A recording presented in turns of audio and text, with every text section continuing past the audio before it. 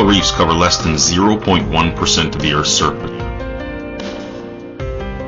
but account for over 25% of marine biodiversity that exists on our planet. These reefs are found around the world, although mainly in warm, shallow areas with clear waters where the abundance of solar energy supports high levels of productivity. Many of the world's shark species can be found patrolling the world's most complex ecosystems. There is an incredible diversity of life that exists within the coral reefs of the world. The reef's namesake, the coral, is in itself a group consisting upwards of 8,000 species divided into two main categories, the hard and soft corals. Most of what we consider to be coral are actually microscopic animals that coexist with photosynthetic algae that produce much of the nutrients on which the tiny animals depend. These corals build rock-solid exoskeletons that alter the form of the shallow sea floors.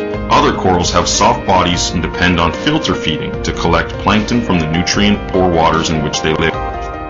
The reef is also home to another 1,500 species of brightly colored or camouflaged fish, countless mollusks,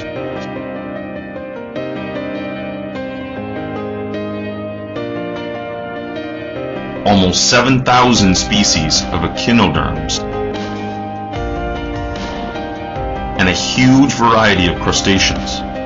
And those are just the smaller organisms.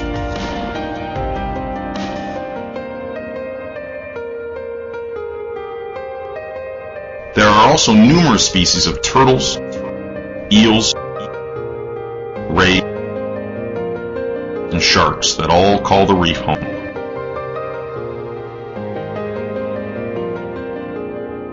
The economic value of coral reefs to the world is estimated at up to $375 billion per year, with fishing and tourism being the most obvious industries that benefit from these ecosystems.